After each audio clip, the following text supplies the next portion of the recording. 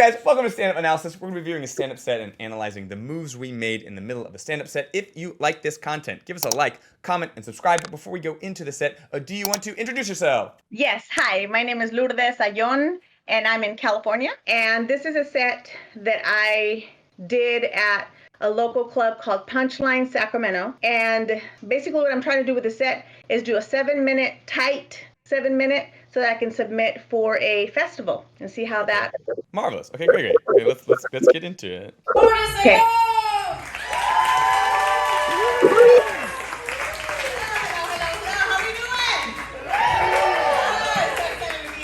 I always harp on opening moments just because it's like the audience is very quickly making stereotypes about us, and it either like sets us up in a good way or we potentially have to dig ourselves out of the hole. I like our initial response with the audience. I think it's very, very personal connecting. There is one thing that I tend to harp on, and that's like when the audience is like, welcome to stage, you, yay. Intrinsically, this is how the audience is feeling. So if we go, how are you doing right up top? It's sort of like they're going like, we love you, we love you, we love you. Do you guys love me? Yeah, we love you, we love you, we love you. Sometimes I can be like, ugh, when people start with how are you doing, although I don't like hate it because it does connect with the audience and it does teach them like, hey, we want to make noise, but there's a little bit of that whenever we do it. Does that make sense? So imagine me, I said, I'm going to go on stage and not say how you doing.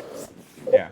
The first thing I said was, how you doing? Oh, yeah. Even me, because of like years of sort of doing things similar, I still have to like remind myself when I'm practicing alone sometimes, I'll start off like a how. I'm like, no, don't. Why is that inside of me so much? So like, yeah, it just takes like burning out of our instrument. There's no harm, no foul. I still like this connection with the audience, but I just want to point that out. Yeah, but if it's Lourdes Ayon, you know I'm super Mexican. I know, I'm super Mexican. I love it. They go woo, and you have like a I know, which is matching their energy and seems like it's like a direct response. So I love that. I love that right now we are training them that this is a conversation. I care more about that, at least personally. I care more about that up top than like even jokes. It's like making sure the audience like feels seen and feels able to express themselves. I definitely want it to be conversational, and that way I can get out of my head. Once I'm out of my head, I can actually have a conversation with the audience. So I thought this was a good start. Yeah, and it's a good point to note out about like, you know, as comics, we don't necessarily know what the environment is when we walk on stage either. So like even the most like blasé, like nothing bothers me comic in the world, like you don't know how this audience is going to react to you. So at least in the beginning, part of it is like, okay, we're good, before you can like really feel. Mexican, and I love it. You guys are so Mexican. Like when I was born, I tried like this.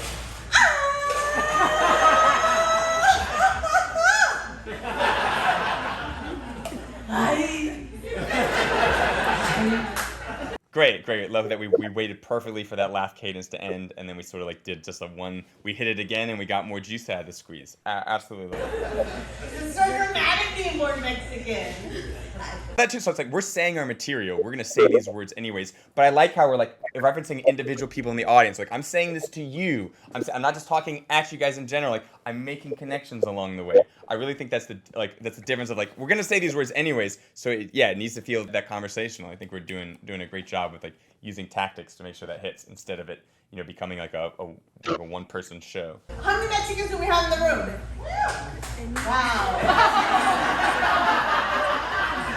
Great, and I like that we were affected by that too. And once again, I'm just gonna be singing your praises for 7 minutes. Other than the how are you doing?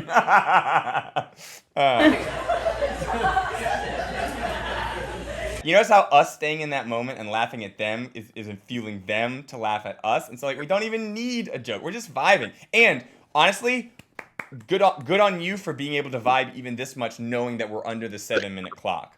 Sometimes whenever comedians are in a competition or doing their tight five, the biggest mistake is they're like, chuck, chuck, chuck, chuck, chuck, chuck, chuck, chuck, chuck, chuck, chuck, chuck, chuck, chuck, and they're so busy trying to get all their material crammed into that time frame that there's no dynamic between them and the audience. Because like I can't leave space for the audience to talk, and like, but that's what the whole game is. Your thoughts on how you felt now? Did you feel like you're like, oh, now I'm comfortable after I got that first like joke out? Yes, the moment there was only one other Mexican, according to my request, in the audience, I knew that I could do something about it and I could play with my own set and make it seem like it was improvised, based on the conversation we had. So I was like, oh, this is a perfect opportunity, and just kind of sitting there. That moment there was me thinking about how do I use this moment to make it funnier. Yeah, great. So I'm also American.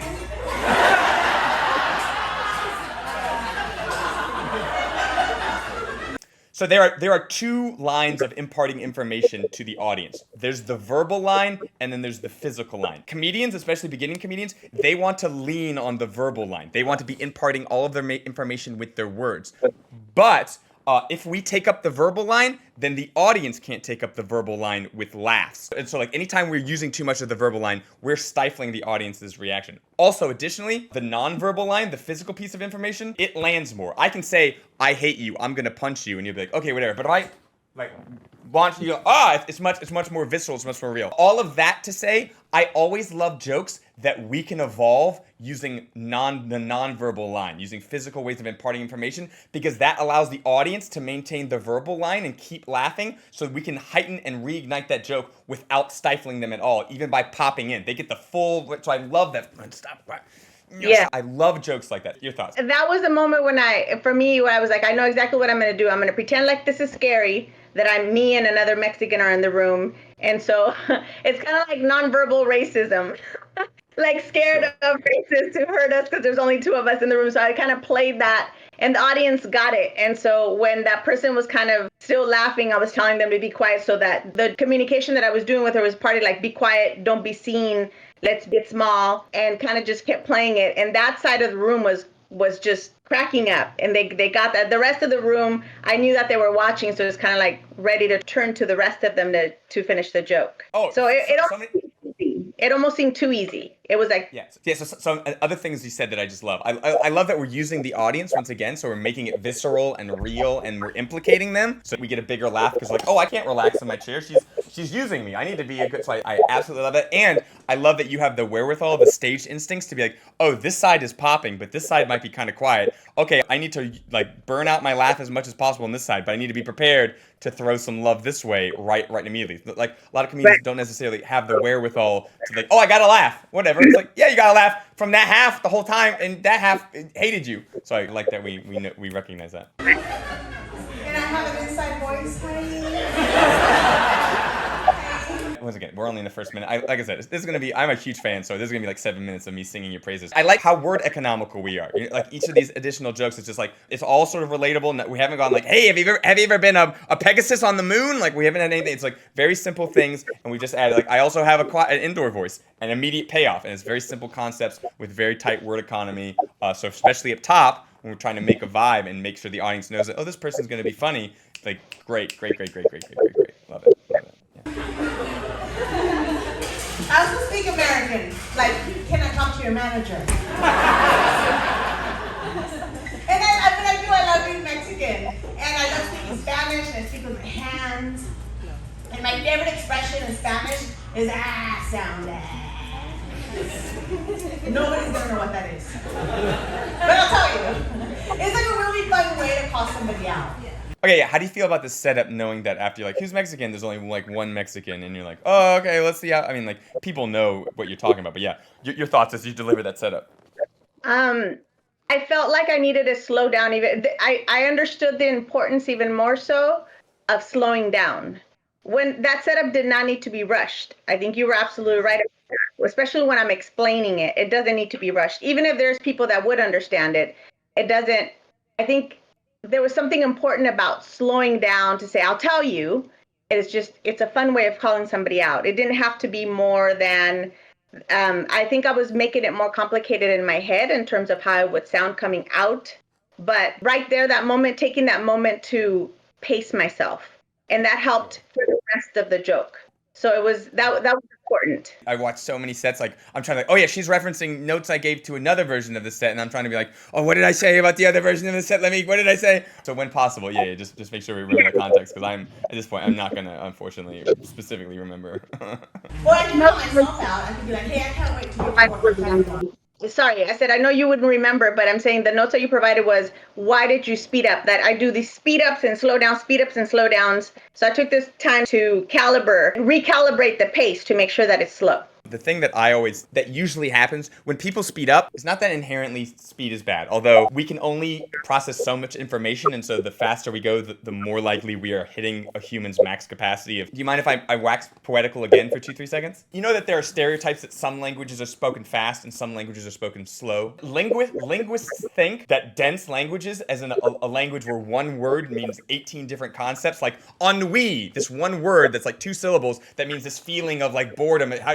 Those languages tend to be spoken slower, and then languages where each individual syllable or word has less information are spoken faster, and the relegating pace is normally information delivery, and we only have so much information we can take at a time. The reason I say that is I don't inherently hate speed in a comedian as long as we are below that threshold of understanding. The one biggest problem that happens, the more we speed up, the less likely we are to check in. So the more we're not only do we feel like we're holding the verbal line so the audience can't emote themselves, but then the audience also feels like, oh, they don't care how I feel, so then they start to sit back in their chairs. So like, I can talk fast, but as long as I'm doing a lot of like check-ins and making sure that inside, then it's like it doesn't fall for that trap. Like that's the biggest thing. But I'll tell you, it's like a really fun way to call somebody out. Or I can call myself out. I can be like, hey, I can't wait to get to work on time tomorrow.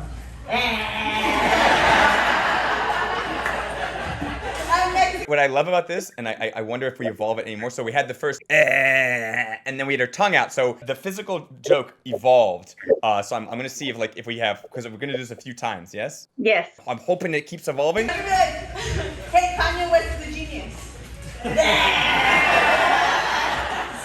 The audience loves this game, and so we're playing it, and we get the but ideally, we can find subtle ways to evolve it uniquely each time we do so the ahs aren't just a lateral playing off of the concept that we do, but also physically they're evolving in some way. So it's not required. Obviously, we get the laughs already, but it could add a little, like, fudging, you know what I'm saying? And so, like, even the itself could be evolving instead of just using it as a puppet for the logical idea of... I really wish that politicians would use this sound when they're out making their campaign promises. Like, hey, vote for me, I'll make your lives better. Oh, like that? Oh, yeah, we did it. There, that's an evolved, that's a different S. So yeah, that every time. Yeah, 100%. I can't. Don't vote for me, no inflation. Oh, yeah, so you notice how the second one wasn't as big as the first one? It's because the first one physically was more evolved. So that joke went from most heightened to not as high. So that joke feels like it's dying in the second rung because it's not as high as the first one. Ideally, if we had this physicality for the first one and the bigger physicality for the second one, it would still feel like the joke is inflating, and so the audience's momentum would follow with it. Instead, the joke's momentum is deflating, and so the laugh energy is deflating as we go further into that joke. Does that make sense? Yes, absolutely. Like, look at you trying to go places and eat at a regular price. I can't. There's no reasonableness here. I hate inflation. Every time I think I'm doing all right in life, inflation's back. No, you're still poor, bitch. Hate it. This is a really good thing that I grew up. Okay, great. So simple premise. I hate inflation. Rich in Tijuana. Oh, great. I was poor as fuck growing up. It sucks. Okay, so we say poor as fuck, which is funny because we're on this tangent. Do we ever say, like, how poor were you? Because we can wax poetical. We could give a fun example of, like, how poor were you? And instead of just like, I was poor as fuck, which is funny, but it's also kind of vague. Does that make sense? Yes. In the next line, I kind of go into that. Okay. Rescinded. I rescinded. And I can't, because of it, I can't throw anything away. Because I can still hear my grandparents or my grandma. She's like, no, don't throw it away. Don't throw it away. It's still good. Don't throw it away. So like I said, I can't throw anything away. Like, I can't even throw. Oh, even this, like, don't throw it away. It. What is it? We could be doing great specific. Don't throw that old can away. You might need that old can. Like, we could, it would say it is vague. And so in my mind now, it's just this vague, nebulous question mark thing. But if we gave it a solid entity, there could be humor there if we want. It's not needed, but it could be an added spot for humor. Do we see that? Yeah. Away shitty jokes. Porque no, mija, Maybe rescinded in that, like, we keep it nebulous and then we frame it with the joke, and then the joke is the payoff. So maybe not. Maybe rescind that last note that I just said because of what the payoff is that joke is. But maybe not. I don't know. Up to you. Don't throw it away, Mika. Maybe you can sell it for parts. Hold on. Great. My grandma, she's a survivor. Like, she knew how to survive in poverty. Like, she would be like, Mika, sell it right, sell it right. Oh yeah, I love, once again, anytime we do something like this, I love that we use the audience, like, sell it right, because that person's like, oh! Well, it makes a very visceral tension, which requires a visceral tension release, which is a bigger laugh. So absolutely love that. Once again, I love that we're connecting with the audience and using them with the audience. And I like that the whole time we have this default sort of like smile, like I'm enjoying myself, I'm having fun, so that it sort of like disarms the audience, and so they can be like, okay, yeah, everything's fine. You are the sort of spiritual avatar, emotional avatar of the room, and hey, you are having a good time, and everything's okay with you. So I should follow suit. I love that. Oh, wait, it's easy for me to do after the fact, but we're saying like, say like, vendelo me. Like, I would almost do that to the other Mexican in the room. Like, they're the only one that gets it. Like, I don't know. It's easy to do, and like, whatever, but it would be fun. Like, and then we could have done it. If I'm like, in my perfect improv, like, vendelo, the Mexican. For you, it's like, sell it, girl. Like, and then you could do the English translation of the same thing to the, the other people. Once again, just my. I'm 6. I don't know. Just want a little bit of candy. Yeah. So I'm out here trying to make my grandma proud.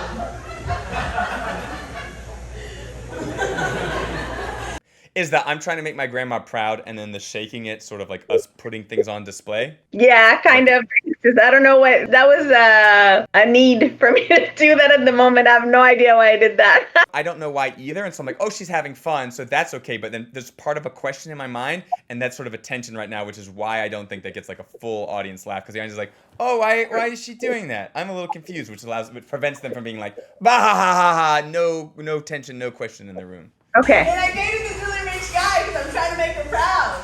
And so when I get to his house, like his big giant fucking house, and like the moment I get there, Well, again, we could even, it's like, I'm dating this rich guy. How rich is he? Oh, his house is so big. And then the jokes could be paying off on the big house. And so we set up rich guy and big house, but we've done it in a joke format instead of just like information. Does that make sense? Yeah. As an opportunity. It might be gilding the lily, but, especially, I think there might be an opportunity. Like, I'm this rich guy. How rich is he? He owns a house. That's all it takes in today's world. Like, there's jokes like that we can make. Or like, his house has 2 rooms. Oh, what? Shoot. We've still imparted the information. He has big house, but now we've done it with a laugh instead of just like, here's your homework. I immediately just want to start cleaning it. I don't know how to do anything different other than be poor, right? I don't know. I was like, immediately I revert back to, school of growing up. But then, like I told you, I'm also American. So I have this crazy white girl that lives inside of me. Great. Free laugh by just referencing white girl in the back. She's just as voluptuous as her. Oh yeah, stand up for just a second. Just stand up, no? Stand up real quick. Stand up. Yeah. Look at.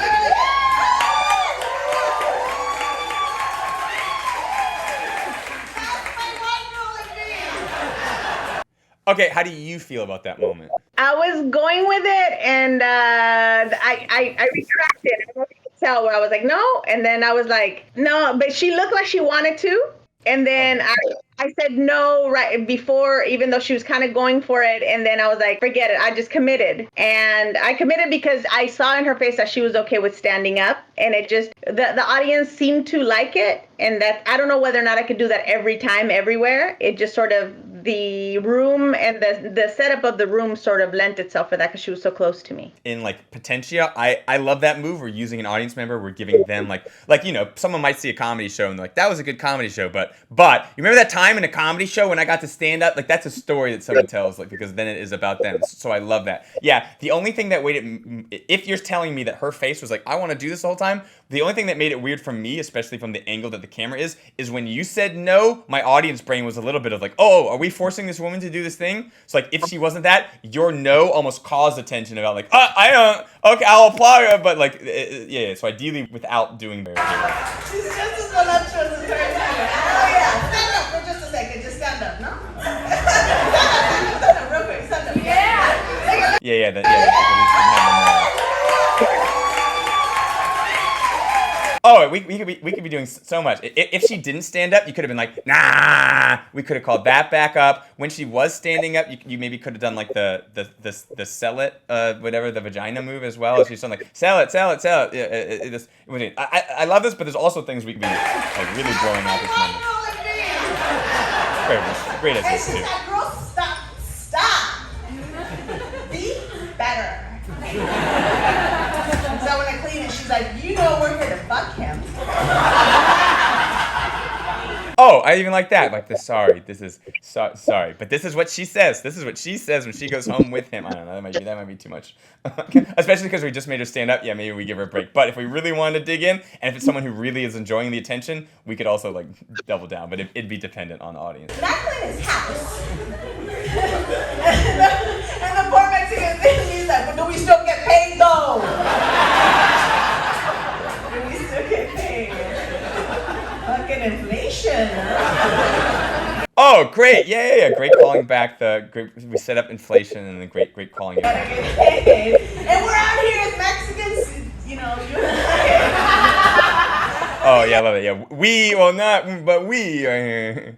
And dream. You can sell anything: chiclets, tacos, pussy. Véndelo bien. It's out here making grandma proud. This audience loves us, and I like that we have the pace of like I drop something, I let them react. I drop something, I let them react. So we're riding that wave great. No, that's what she meant. Because $25, I don't know, it's cheap.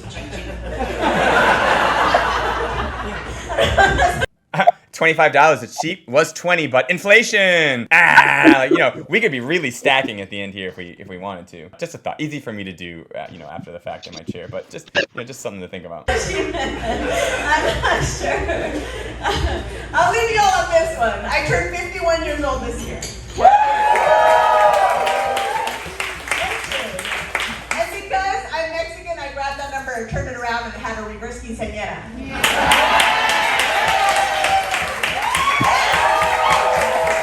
Great, yeah.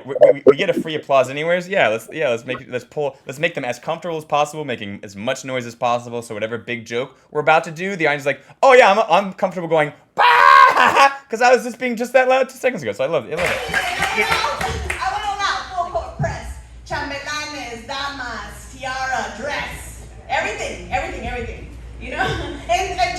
quinceañera, it's a coming of age party. I'm coming of age, and there's so much symbolism to the party. The young gals go from doll to heels. I went from heels to New Balance. And I wore a red dress. Oh, okay. So no, someone in the audience really connected with that joke. They were literally like, "Yeah, clap, clap, clap." But we're not affected by it. We don't recognize that we're sort of stone faced to that. I don't know if we're like trying to like land the dismount, and so we're just like, I don't want to. But we sort of like disconnected from our audience being affectedness. Does that make sense? Yes. And yes, I realized it was the end, and I was getting worried whether or not I was going past the 7 minutes. That's the problem.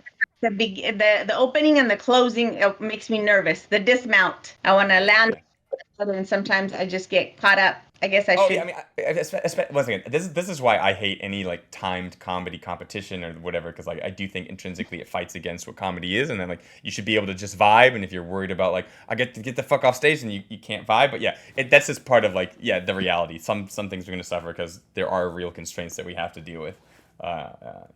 Dress to symbolize my last period. Because it happened. But that bad bitch is still good. My shit That's my time. Thank you so much, you guys. That's the end? That's 7 minutes. No, I mean, I'm like, the end of that joke is like, we have reverse quinceañera, and then the last joke is, my shit's still good? Yeah. We had so many great jokes that like ended in big physical things and like logical, huge. At the end, ideally, at the end of a comedian's set, it should be like the end of a long form comedy show. Like, my shit's still good. Vendelo. But there's that white girl. And like, we could be calling back all of the big stars in like rapid succession. So we have a big, like, there's a reason I did all of these things, and this is the reason. And like, you are very clever. I have 100% faith that you could like craft it yourself. But even ham-fisted, the audience like, oh, I get to applaud for that joke one more time. I get to applaud for my old friend that joke one more time. Instead of just like, okay, thank you, that's my time, which is a little bit like, you know what I'm saying? Like, it's not as strong as like an audience being like, yes, that joke, and then you're like, bye. Does that make sense, that concept? Yeah, it does. And that's the piece that I'm struggling with is how do I jump on in a way that's, okay, they love me, or I'm very self-conscious, the initial mount, and then the dismount is like, am I running on time, and are they going to call me back? Will they have me back? And so those two pieces, I still have to figure it out. Okay, so similar to the intro moment, the crowd's literally like, we love you, and you're like, no, I got this mic thing. No, I gotta focus on this other guy. No, like, right. We're sort of like, it's sort of like, it was so nice to meet you. I'm like, was it nice to meet you? You immediately said that, and then you turn, once again, do the follow through. Make sure, thank you guys, thank you so much. Until you are completely not seen, at least for my opinion. Does that make sense? Once again, they're still being like, we love you. And you're like, no, I need to get off stage. No. Instead of one more life, I'm sorry. Thank you, my Mexican friend. Oh, hey. Right. As far as like one last remaining. So having just for like watch this together, things you would do next time, you wouldn't do next time, any of the concepts that we talked about, they're like, oh, here are my thoughts on that. Just sort of like tie a bow around us having just like watched this whole set together. Definitely, I'm going to be more conscious. Of course, the dismount is probably easier than the onboarding. And so I'll be very conscious about the dismount. And that's really important. I just saw myself, hadn't seen it like that until this very moment. And that looks whack. And so I think it's important to continue connecting with the audience. So I will definitely do that. Adding the tags and doing all these other pieces, I'm going to add it to these jokes as well. The ones that you talked about at the end, kind of wrapping it up in a bow. I think that's really important. I tried doing that, and as you could tell, I just was like, my shit's vintage, bye. Like, I just kind of like, it's the end and the beginning that's really stressful for me. Also, I haven't been doing this for very long. So I'm still learning. Yeah, this is, I'm coming up on maybe just past the 2.5 year mark, maybe. I mean, look, it's funny you say that because I probably watch, I don't know, over 100 stand-up sets a week. You're definitely like at least like top 10% of all the sets. So it's funny they're like, fuck, I'm terrible. I haven't done this in long. Like, oh, okay, but like, once again, I was like, this is gonna be 7 minutes of me just singing your praises. So like, okay, yeah, sure. I can't wait till you feel like you've come into your own. I'll be gobsmacked. No, I appreciate this very much because I think there's a part of me that feels self-conscious because in comedy, people are like, well, you haven't been here long enough. You haven't been here long enough. And there's a lot of things I think that in comedy that are not factored in, which is experience. I'm just an experienced adult. I'm just an adult person, and I've been in the world for a long time. I'm also just naturally able to connect with people because all my jobs in my past, for however long I've been working, 30, 40 years plus, not 30, not 40. Well, maybe because I'm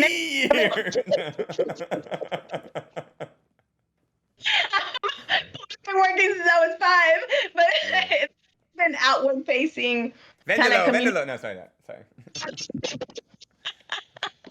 Selling my shit since I was 6, but I think it's all been outward facing, so I'm very good with audiences and catching nuances of people really well, so that helps with the comedy. To that point, I'm going to cut in a second because I just want to talk about that point for the video after the fact. Yeah, stand up, we are co-opting the skills that we use in real life, like talk to people. So it's like people are like, you got to be in the game. It's like, not really. Life experience relates to stand-up because all stand-up really is we're at a party talking together. You just happen to have like a slightly raised stage and are talking slightly more than us, but it's the exact same feeling, or should feel like we're hanging out with our friends. One of the things that I hate about stand-up is a lot of people use stand-up instead of therapy, and they have this big chip on their shoulder about it, and they can be really big gatekeepers about it. And this goes to the thing of like, you haven't been in the game long enough. I usually say that the skill that I value most in a stand-up is empathy, the ability to connect with the audience. Is there a tension? Let me resolve it.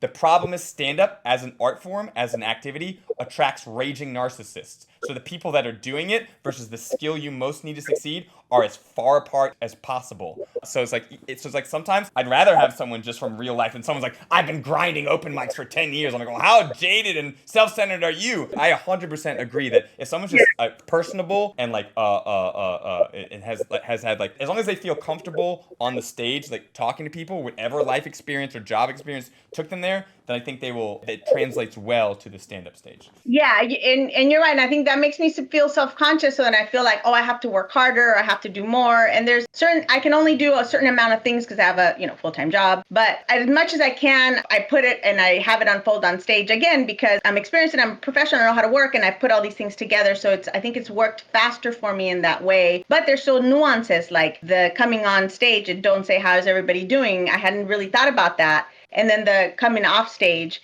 And then the whole piece about the bow tie part, especially if I'm putting together a video that I want to submit for a festival, or if I want to submit for a bigger show space, where there are people that are a bit more professional, I want to look more professional. And everything that I do and I put together and I put out is professional. I got professional headshots initially, right as I started the headshots like 2 years ago. And then I got an EPK right away, like a good one, a nice one, so that it looks good when I'm out there. I'm not just some person that is pretending to be a comedian, but I'm like legitimize this piece of my life as a comedian, and to do it in a professional way. I think that's the piece for me that I see that is important. You have to both be funny, but also be professional. And that's really, for me, I try to guide myself by that. Yeah, going back to that raging narcissist comment of mine, like, yeah, a lot of people get the funny skills, but because they're raging narcissists, they're not fun to work with. And so it's like on stage, they can be empathetic enough to succeed, but it affects other parts of what this business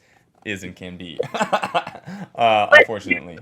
It's so interesting. If I can just add one last piece about that being a narcissist, it might help you in being funny, but I think that something about humility and being humble is also just as important. And I think it makes you come off better, like more likable on stage. I think, I don't know, not that I'm like, here I am talking about how humble I am, like, but yeah, I'm so humble. I have it all figured out. I should tell all these other assholes who don't. Yeah, no, it's funny. Go on. You got it.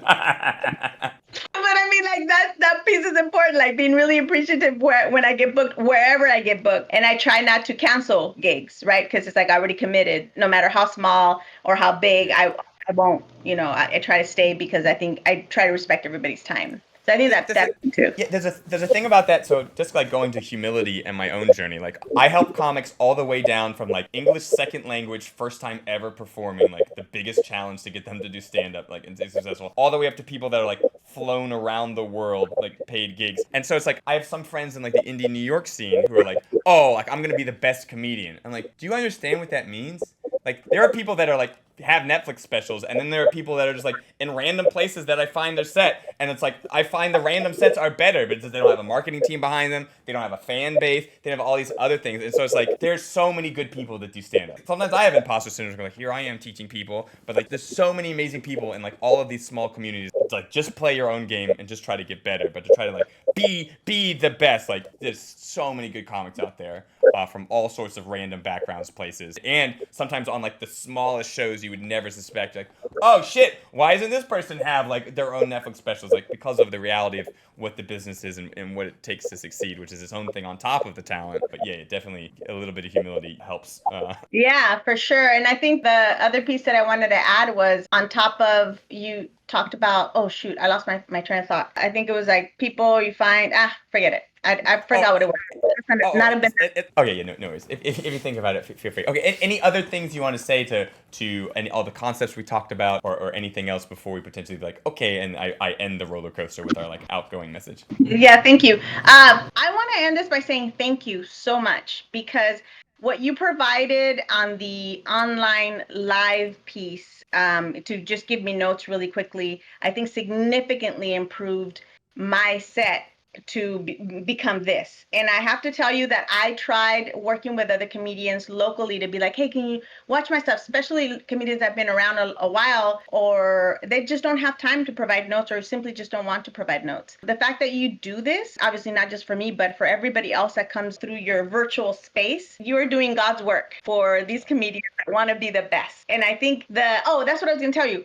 The being the best for me is, that's where I get messed up, because I lose the vibe and the connection with people. And I think that if I'm competing, I mess up because I just want to win, and I forget about where I'm at and being present. And I think that I try not to compete. And you reminded me of that, the comments that you gave me before. So thank you. This is more than I ever could have asked for, a thought that anybody could have given me. So I really appreciate you very much.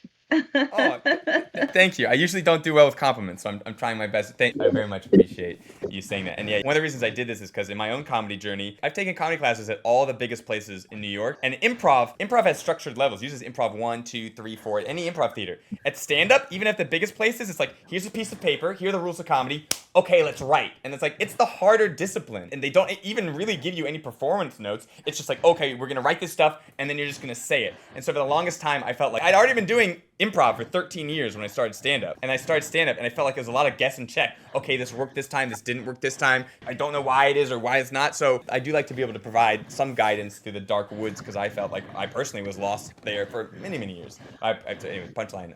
That's just for my own clip later. I appreciate you saying. Hey guys, if you're still watching, give us a like, comment, subscribe if you want to see more of either of our comedies. Our socials will be in the descriptions. Any words of parting for people who might still be watching after the fact? Tell your friends about William. He's amazing. Oh, thank you. Thank you.